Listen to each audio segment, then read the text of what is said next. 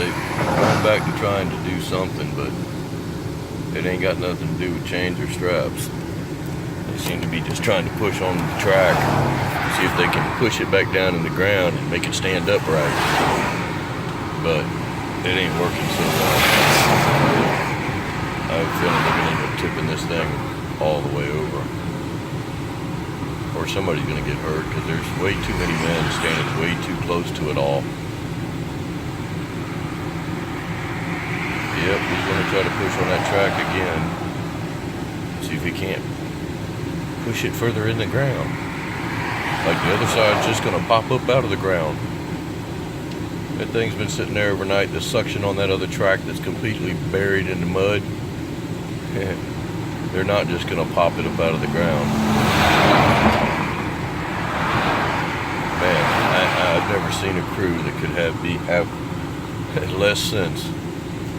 You know, again, this is ridiculousness at large, with people that supposedly know what the hell they're doing.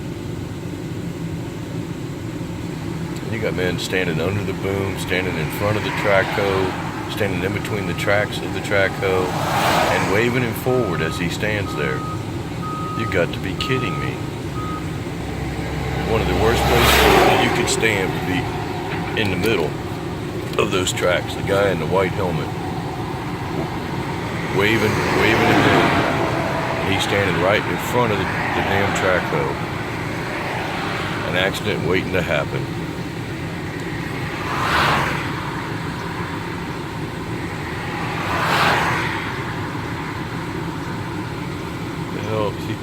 How can they even think that pushing on that track is going to do anything other than push that whole tractor further down on the ground? That's exactly what they're doing. That track's only going to handle so much before it breaks. Then they really will be messed up, because then they can't even track the thing out if they do get it right. I've never seen anything like it. I've seen track hoes get stuck just like this. I'm actually one of the few that you'll meet that's actually seen 3 different sinkholes open right in front of my eyes. I used to be a pan operator, and there was a backhoe digging a rim ditch and a little dozer down in the bottom of the pit where we were digging our pans were running, digging the dirt out to dig a lake. And I looked in the rear view mirror, and that track hoe disappeared in a sinkhole, and I mean in the blink of an eye. And they just don't realize that guy is standing between the 2 tracks. You got another guy walking back and forth in front of the machine, another guy leaning up against the track, and there's an operator in there operating that machine, pushing down on things. When something goes wrong, they're all in the worst position they could be in.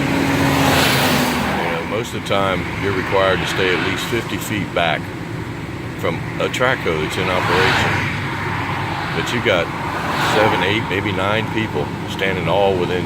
The furthest one's probably 20 feet away, but you got guys standing right between the tracks of the machine. We wonder why or how people die running equipment. They put themselves in a very bad position.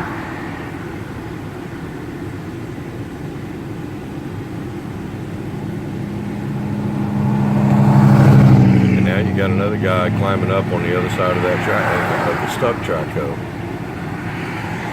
I guess he's trying to figure out how to get into the operator's seat, which I'm sure is flooded with water. You probably can't get the door open. Yeah, they got it started, so he's in the seat.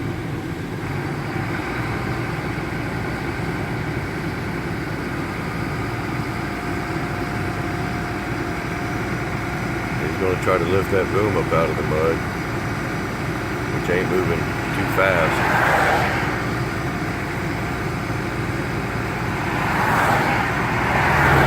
Yeah, I think I make them nervous sitting over here watching and videotaping. Yeah. That's one heck of a attachment on the front. There he was cutting down, laying down the trees in the wetland. You got a guy standing on the other side of this thing to where if it does sink and tip over, he is right in the way. Right in the way. This is not a good happening here.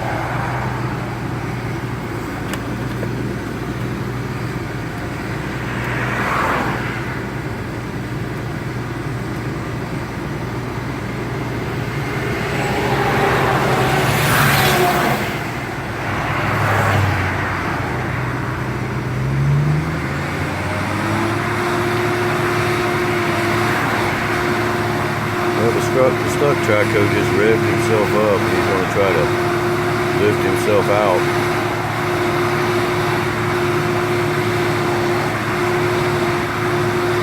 That vibration of the machine running is only going to make it vibrate the ground and possibly sink it even further.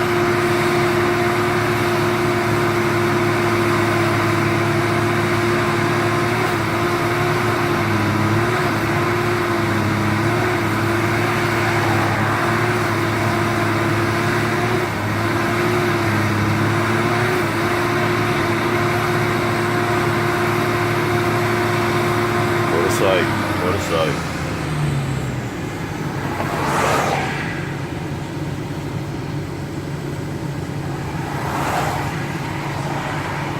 I really don't think they know what the heck they're doing.